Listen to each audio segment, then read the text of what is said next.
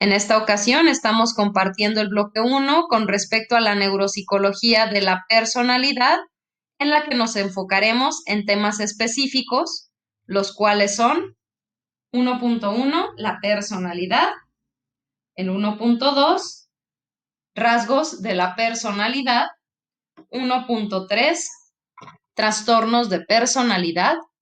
En el 1.4 revisaremos las alteraciones de personalidad y en el 1.5 estrategias de detección. Comenzamos con el tema 1.1 con respecto a la personalidad. El latín nos define desde su etimología la palabra personalidad con el término personare, que significa resonar hacia afuera. ¿A qué se refiere esto? A que la personalidad es la forma en la que nos manifestamos ante el mundo exterior desde el manejo que hacemos de nuestro mundo interior. La personalidad entonces está íntimamente relacionada con la actividad cerebral, pues esta define precisamente la forma en la que vamos a responder y a interpretar los estímulos que provienen de nuestro mundo exterior. La personalidad, entonces, en gran medida es resultado de la serie de conexiones que se dan en nuestras estructuras cerebrales para poder definirnos y definir nuestra conducta. Y nuestro cerebro, entonces, va mapeando o manifestando las modificaciones cerebrales que tienen que ver con el desarrollo de nuestra personalidad. Con respecto a las bases neuroanatómicas de la personalidad, nos encontramos con que primeramente se da la integración sensorial. Posteriormente, se da la interpretación a nivel del sistema límbico, que se encuentra en nuestro cerebro medio, haciendo interpretación emocional de los estímulos del medio ambiente en estructuras básicas como la amígdala, el hipotálamo, el hipocampo y algunas otras zonas como el giro del cíngulo que se interconexionan. Y en esta medida después se pasan los estímulos al tálamo para que el tálamo haga distribución a las diferentes zonas de la corteza cerebral y se haga una red de asociación que nos permita responder de manera precisa, pertinente y adaptable ante nuestro mundo exterior.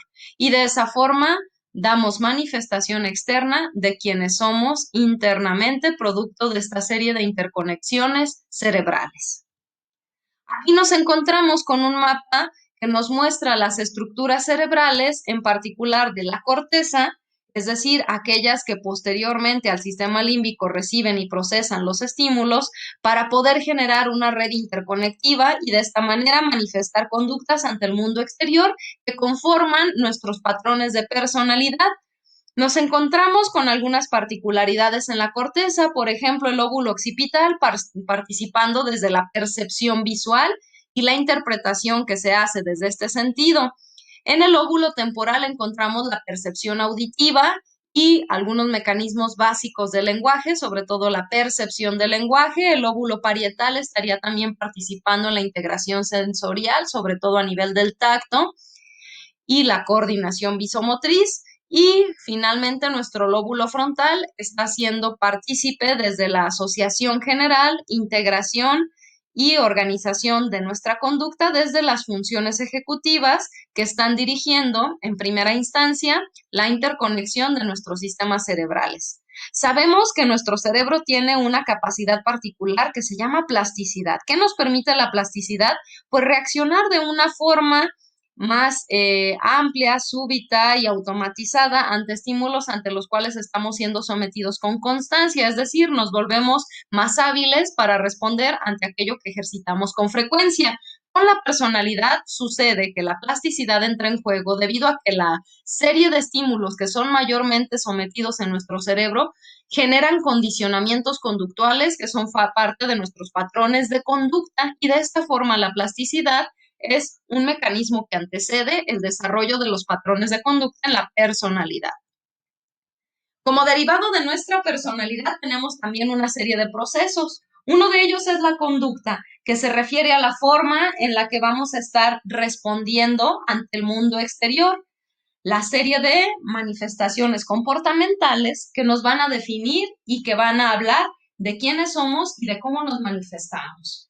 El manejo emocional, es decir, la forma en la que vamos a emotivamente responder e interpretar lo que sucede en el mundo.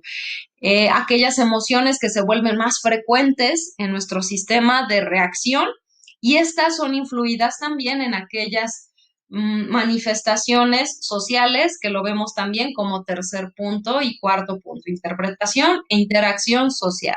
La interpretación del mundo pues se relaciona con aquellos estímulos que mayormente fuimos sometidos a ellos y que por lo tanto facilitan nuestra mapa mental de acceso rápido.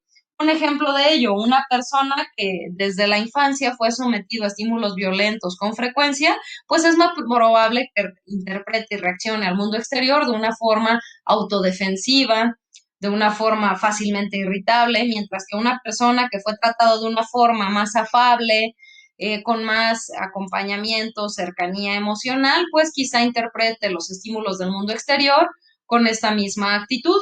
Y entonces las interacciones sociales se ven empapadas de esta forma de interpretación social. ¿Por qué? Porque nuestras interacciones definen la manera en la que me voy a relacionar primero conmigo mismo y después con los demás. ¿Cómo se evalúa la personalidad? Pues se evalúa mediante el uso de diversos factores. Uno de ellos es la observación, primeramente, que nos permite valorar el semblante, el aliño, las reacciones, tono de voz, lenguaje verbal, no verbal y paraverbal de las personas con las que estemos trabajando. Y mediante esto y algunas escalas y auxiliares se puede hacer una cualificación para valorar la parte fenomenológica de la personalidad y a su vez una cuantificación que nos permita detectar el qué tanto es capaz de reaccionar, de tener velocidad de respuesta, etcétera, la persona en cuestión con la que estemos trabajando. Y entonces la evaluación de la personalidad se vuelve un parámetro clave para poder desarrollar un diagnóstico diferencial clarificado desde criterios específicos en los manuales de diagnóstico. Y bueno, para esto vamos ahora a conocer lo que son los rasgos de personalidad. La definición de rasgos de personalidad es conjunto de características que nos permiten crear una descripción exhaustiva de la persona, es decir, cada uno de los conformantes de la manera en la que el otro responde y reacciona ante los estímulos con los que se encuentra. Los rasgos de personalidad son particularidades que nos permiten distinguir a unos de los otros. Poseen esas particularidades que provocan que el individuo actúe de una determinada manera y esa forma de comportarnos va en consonancia con el rasgo que lo define. ¿Qué quiere decir esto? Que los rasgos de personalidad determinan hasta cierto punto un patrón comportamental o un patrón de conducta y que por lo tanto se vuelve hasta cierto punto predictible la forma en la que va a reaccionar la persona desde aquellos mecanismos con los cuales suele manejarse o manifestarse y de esta forma es como se desarrollan los diagnósticos de personalidad desde aquellas conductas esperables, desde lo que refleja la persona en su sistema de evaluación. Específicamente, el Manual Diagnóstico y Estadístico de los Trastornos Mentales que genera la Asociación Americana de Psiquiatría, que es el DSM-5, nos maneja los rasgos de personalidad como patrones persistentes, es decir, constantemente presentes. Y estos patrones persistentes se dan tanto en la forma de pensar, es decir, de interpretar, de captar, de manejar cognitivamente los estímulos del ambiente, así como patrones de relación o de interacción, para empezar de relación consigo mismo y después de relación con los demás y con el mundo, y de pensar sobre el entorno. Esto sobre uno mismo y que se presenta también en distintos entornos sociales. Nuestra personalidad se refleja en la relación entonces que tengo conmigo mismo, con los demás y con el contexto y el mundo exterior de manera general. La personalidad se conforma por 5 rasgos principales. De ahí se derivan algunos que ya se consideran mixtos. Pero ¿cuáles son estos 5 principales rasgos de personalidad? Pues el primero de ellos es la apertura a la experiencia.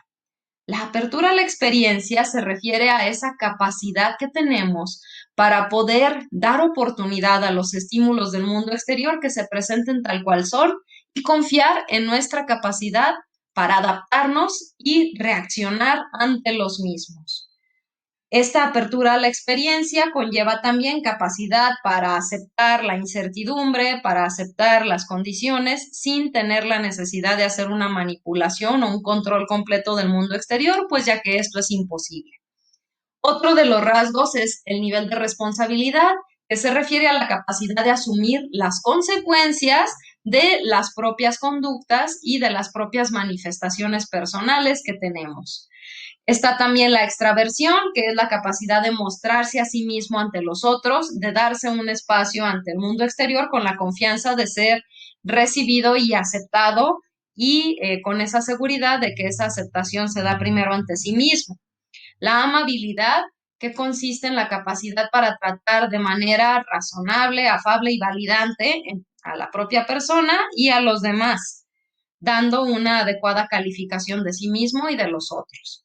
Y por último, la estabilidad emocional, que es la capacidad de mantener el estado emocional constante, ecuánime, a pesar de las modificaciones circunstanciales, teniendo empoderamiento sobre las propias reacciones emocionales y por lo tanto va de la mano con la responsabilidad que anteriormente habíamos mencionado. Estos 5 factores o rasgos principales de personalidad consolidan las estructuras de personalidad que son evaluadas y valoradas por este Manual Diagnóstico y Estadístico de los Trastornos Mentales, DSM-5. Un factor clave en el desarrollo de la personalidad es la memoria. ¿Por qué? Porque la memoria juega un papel crucial en el desarrollo de la estructura de personalidad. ¿A qué se debe esto? Gran medida de lo que soy se debe a cómo he interpretado mi mundo, a los recuerdos que tengo sobre mis propias experiencias, sobre mi forma de reaccionar a las mismas, sobre la manera en la que concibo la presencia o ausencia de los demás y sobre los recursos alternativos con los que he encontrado en mi camino o con los que he hecho uso para poder salir adelante de mis circunstancias. Esto se corrobora en el hecho de que personas que padecen amnesias o alteraciones en la memoria empiezan a desarrollar colateralmente también alteraciones en la personalidad y con esto se evidencia el gran papel que juega la memoria en la consolidación de este fenómeno que es la personalidad. En el tema 1.3 vamos a estar revisando los trastornos de personalidad. Y bueno, se consideran trastornos de personalidad a ese grupo de afecciones mentales en las cuales una persona presenta un patrón prolongado de comportamientos, emociones y pensamientos que difiere de las expectativas de su cultura y que por lo tanto van a alterar el orden, van a alterar el continuum de la conducta social y se presentan de manera disruptiva. Van a mermar el desarrollo social del sujeto y también el desarrollo social de su comunidad o el entorno en el que se desenvuelve. Por eso es que se consideran trastornos, porque estas afecciones van a tener manifestaciones nocivas tanto para sí mismo como para los otros. Estos comportamientos interfieren entonces con la capacidad de la persona para poder desempeñarse en las relaciones interpersonales. Sus mecanismos de interacción van a ser generalmente dañinos, patológicos, enfermizos, no saludables. ¿Por qué? Porque la forma en la que se conduce a sí mismo y se conduce con los otros tiene modificaciones y desajustes notorios que impiden una sana interacción. El trabajo, entonces, y algunas otras manifestaciones de corte social, como estudiar, el apoyar a los demás, el reaccionar ante circunstancias adversas y otros contextos diversos que son parte de la interacción social, de igual manera también se van a ver afectados. Los trastornos de personalidad sabemos que pueden diferenciarse en 2 grandes bloques. Están los de corte neurótico, en los cuales hay una sobrevaloración de la realidad y una manera alterada de percibirla, y los de corte psicótico en los cuales hay una ruptura con el contacto con la realidad, en los cuales se encuentran trastornos como la psicopatía, en los que la persona puede reaccionar sin culpa, sin asunción de las consecuencias de sus propios actos, porque hay una disrupción social mayor. Los trastornos de personalidad, según nuestro manual diagnóstico y estadístico, se van a clasificar en los siguientes 5 bloques. Bueno, primero está el trastorno de personalidad antisocial. El trastorno de personalidad antisocial consiste en una serie de conductas socialmente disruptivas con manifestaciones de desajuste y daño ante el cual no existe una asunción de responsabilidad. El trastorno de personalidad por evitación, en el que la persona suele alejarse, suele mantenerse al margen y tender una conducta evasiva, lo que la invita a desvirtuarse del contacto social. Trastorno límite de la personalidad o limítrofe, en el que la persona está al borde entre manifestaciones de corte psicótico y corte neurótico, en el que la persona suele tener reacciones desbordantes ante estímulos mínimos, poco control sobre sí mismo y tendencia a manifestar reacciones o alternativas muy extremas ante los problemas. Incluso, por ejemplo, pensar en suicidarse cuando se encuentran ante problemas mínimos, responder de forma muy irritable ante los demás, facilidad para desarrollar sentimientos de culpa, etcétera. El trastorno de la personalidad dependiente, en el que el ser se ve imposibilitado para la toma de decisiones y entonces tiende a refugiarse en los demás, ya sea una persona o grupo de personas, para poder manejarse o conducirse socialmente. Estas personas les genera un alto nivel de angustia el verse solos o el verse imposibilitados de tener el apoyo o el respaldo de alguien más, y entonces tienden a ser demasiado demandantes con aquellos refugios en los que se han manejado. Y el trastorno histriónico de la personalidad, en el que la persona tiende a mostrarse a sí misma de manera exuberante, la necesidad sobrevalorada de darse a conocer, darse a notar en su tono de voz, en su vestimenta, en su estilo de manifestación social, y les cuesta mucho trabajo el colocarse al margen o el pasar desapercibido socialmente, porque de la percepción de los demás depende su propia validación. Por otra parte, está otro bloque en el que están estos otros 5 trastornos de la personalidad. Está el trastorno narcisista de la personalidad, en el que la persona se le dificulta el poder estar atento a las percepciones o a la forma en la que se conducen, a la forma en la que viven los otros, pues está ensimismado en su percepción. El trastorno de la personalidad obsesivo-compulsiva, en el que la persona tiene pensamientos que le abruman, que no puede deshacerse de ellos y que le invitan a tener ciertos patrones que manifiestan su conducta, y es ahí donde se desarrolla la parte compulsiva, cuando ya se detonan en la conducta aquellos rasgos obsesivos que le invitan a tener un control exhaustivo de su ambiente. Generalmente al trastorno obsesivo compulsivo le antecede una necesidad de orden, una necesidad de equilibrio interno, que al no poderlo conseguir buscan tenerlo externamente, y por eso es que tienen estos rituales y esta necesidad de control que termina por robarles la paz. Y termina también por dificultar su interacción con los demás. El trastorno de la personalidad paranoica, en el que la persona tiende a sentirse perseguido, acechado y percibir que hay intenciones nocivas o de daño por parte de los otros hacia ellos. El trastorno esquizoide de la personalidad, que se caracteriza por rasgos de aislamiento social, alienación, enajenación y desprendimiento, en el que pareciera que viven en su propio mundo en un espacio de alejamiento social.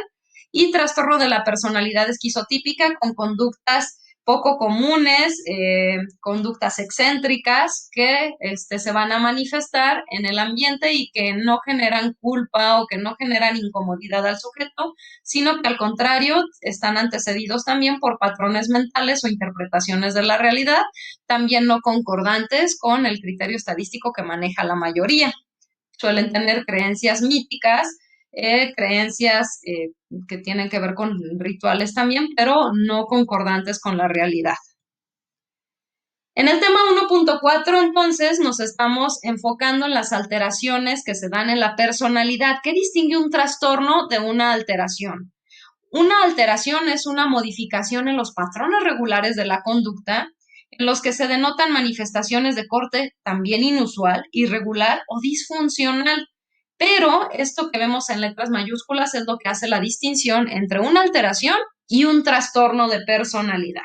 Cuando hablamos de una alteración de personalidad, no se cubren con los suficientes criterios diagnósticos para el establecimiento de un trastorno como tal.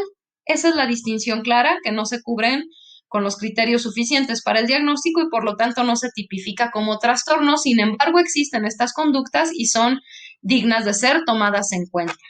Las alteraciones de la personalidad generan la denominación clínica de tendencias o rasgos. Cuando hacemos una elaboración diagnóstica le damos esta denominación, ya sea como tendencia o como rasgo. Y para esto, pues hacemos uso de la categorización clínica que generan el ya mencionado Manual Diagnóstico y Estadístico de los Trastornos Mentales, el DSM-5, y también el Manual de Clasificación Estadística Internacional de Enfermedades y Problemas Relacionados con la Salud, mejor conocido como CIE-10. Por último, las estrategias de detección que pueden darse en este tipo de manifestaciones. Lo primero a desarrollar es una entrevista, un proceso que nos permita conocer clínicamente antecedentes, rasgos, bloques como los antecedentes educativos o educacionales, familiares, patológicos, etcétera. Y con esto hacer una anamnesis, que es una revisión exhaustiva y a profundidad con respecto a aquellos rasgos, características e indicadores que consideremos requieren una mayor profundización al respecto para conocer más a detalle qué sucede con estos.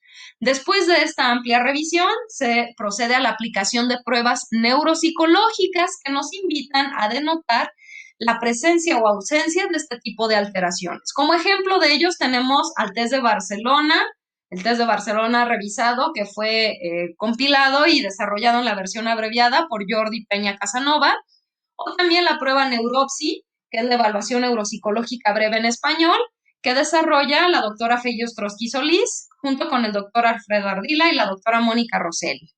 Estos son de los principales elementos de evaluación, junto con otros que pudieran existir, que llevan esta intención de hacer un diagnóstico específico y connotar qué tanto puede haber una alteración de personalidad con características desbordantes de corte neuropsicológico. De igual manera, se puede proceder a la aplicación de pruebas proyectivas, como el test de las manchas de Rorschach, el TAT o alguna otra que pudiera auxiliar en el diagnóstico específico. En algunos casos, cuando pueda existir una alteración en la actividad cerebral o que se sospeche de algún daño de corte orgánico, se puede también hacer uso de mapeo cerebral que el paciente haya recibido en el ambiente médico, neurológico o psiquiátrico, y en caso de requerirse puede auxiliar también a nuestro diagnóstico el corroborar o tomar este respaldo que este tipo de pruebas hayan arrojado, ya sea alguna resonancia magnética, alguna tomografía axial computarizada, tomografía por emisión de positrones, algún electroencefalograma, etcétera. Dependiendo del tipo de alteración, es el tipo de sistema de mapeo cerebral que algunos pacientes reciben por parte de la valoración médica que tanto auxilia nuestra labor. Y bueno, con esto cerramos este primer bloque del módulo que estamos ahora trabajando. Espero haya sido de utilidad lo que acabamos de revisar para ti.